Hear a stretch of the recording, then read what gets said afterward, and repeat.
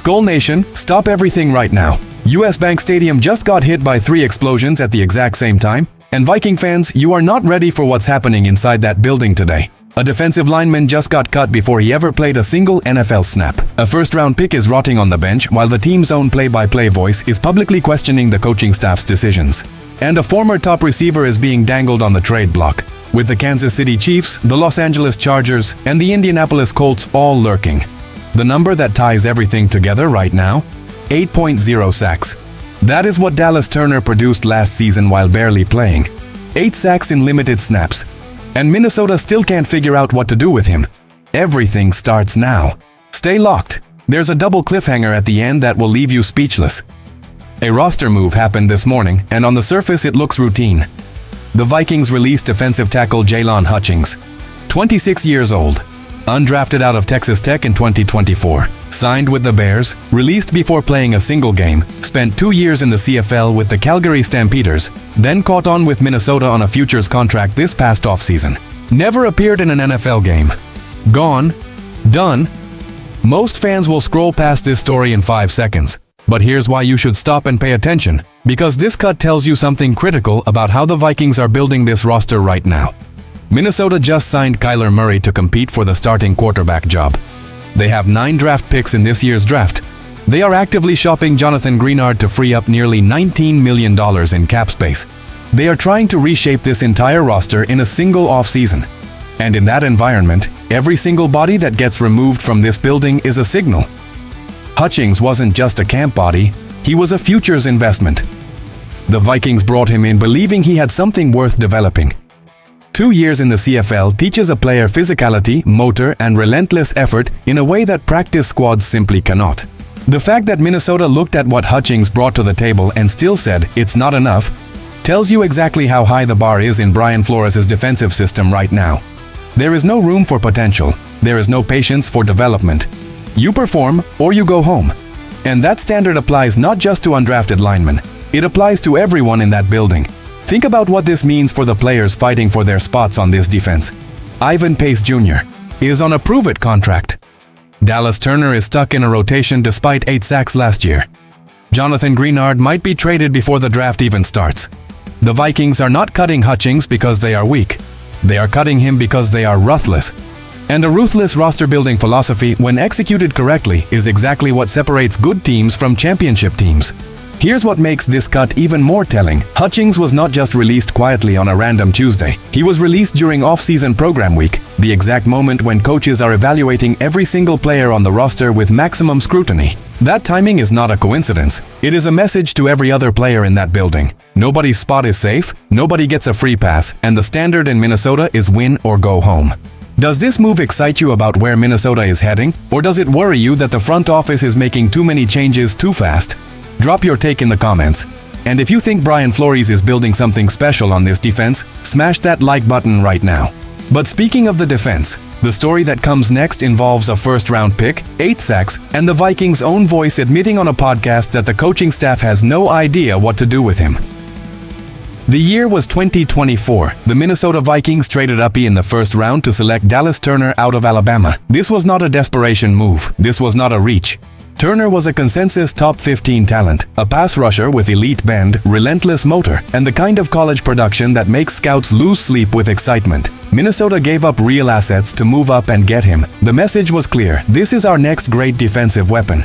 Fast forward to today, and longtime Vikings play-by-play voice Paul Allen just went on his podcast and said, out loud on the record, "I'm just not sure they know what to do with Dallas Turner."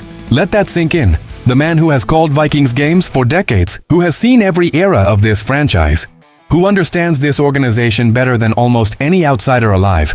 That man just publicly admitted that Minnesota's own coaching staff cannot figure out how to use their first-round pick, and the numbers make it even more maddening.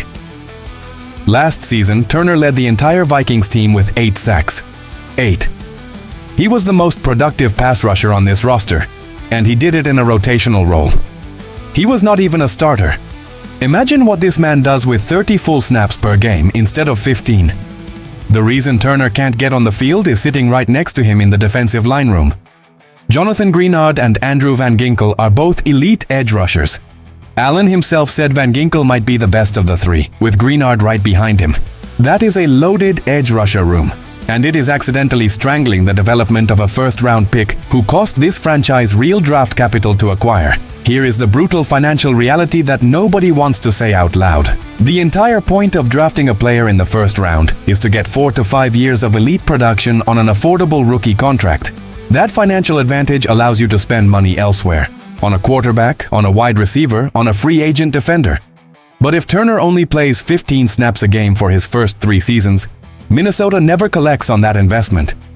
The rookie contract window closes, Turner hits free agency, and some other team gets the version of him that the Vikings paid to develop. That is a front office nightmare. And here's the dimension that makes this even more urgent. Turner is 23 years old. Pass rushers typically hit their absolute peak between 24 and 27. That means Minnesota has a 2 to 3 year window right now to unlock the best version of Dallas Turner. And they are currently spending that window keeping him on a snap count. Every game he doesn't start is a game the Vikings are leaving elite production on the bench while paying full first-round price. The solution might already be in motion, because if Greenard gets traded to the Eagles before the draft, Turner finally gets the starting role he has earned. Do you think Dallas Turner is ready to be a full-time starter in the NFL right now? Drop your answer below. And if you believe he becomes a Pro Bowl player the moment he gets consistent snaps, smash that like button and let the front office hear Viking Nation loud and clear. But as explosive as the defensive story is, the offensive one is even more controversial because a former first-round pick on this side of the ball might be wearing a different jersey before the season even starts. His name is Jordan Addison. He was a first-round pick. He is still on his rookie contract. He is 23 years old with legitimate big play ability and untapped receiving potential. And right now, according to Pro Football Focus, he is the Minnesota Vikings' most valuable trade asset heading into the 2026 NFL Draft. Read that again. Not a veteran, not a backup, not a rotational piece. The player the Vikings could get the most in return for, their most valuable trade chip, is a young wide receiver who was supposed to be part of their offensive core for the next 5 years. The reason is painfully simple. Minnesota is rebuilding at quarterback. Kyler Murray is in the building. J.J. McCarthy is fighting for his job. Carson Wentz is on the roster as insurance. In that environment, no wide receiver, not even a talented one, is going to sign a long-term extension. Why would Addison lock himself into a rebuilding situation when he could be traded to a contender, play alongside a franchise quarterback, and cash in on the biggest contract of his career? The Vikings already let Jalen Nailor walk to the Raiders in free agency without blinking. That tells you everything about how the front office values this receiver room right now. And the teams circling Addison are not small market franchises. The Kansas City Chiefs, Patrick Mahomes, Andy Reid, a dynasty that never stops adding weapons, have been linked to Addison as a potential fit. The Los Angeles Chargers, who need a dynamic complement to Ladd McConkey, are reportedly interested. The Indianapolis Colts, who just traded away Michael Pittman Jr. and have a massive hole in their receiving core, would welcome Addison with open arms. Any one of those trades brings back draft capital that Minnesota desperately needs to finish reshaping this roster. But here is the question that splits Viking Nation right down the middle. If you trade Addison, you are officially telling your next quarterback, whether that is Murray or McCarthy, that they will be throwing to a receiver room led by Justin Jefferson and nobody else of consequence. Is that a winning formula? Is that how you attract free agents and build a culture of confidence? Think about this. Addison in his best games has shown the ability to be a true number 2 receiver, a guy who takes the top off defenses, creates separation at the line, and makes big plays in the open field. If Justin Jefferson is the most dangerous wide receiver in the NFL, having Addison across from him forces defenses into an impossible coverage dilemma. You cannot double both. You cannot roll coverage to both sides. That combination on a healthy offense with a settled quarterback is a nightmare for every defensive coordinator in the NFC North. Trading that away for picks is a gamble. What is your take? Do the Vikings trade Jordan Addison before the draft or hold on and build around him? Sound off below right now. 3 stories, 1 roster being torn down and rebuilt at the exact same time. The Hutchings release tells you Brian Flores does not keep bodies, he keeps contributors. And if you cannot contribute, you are gone before training camp even starts.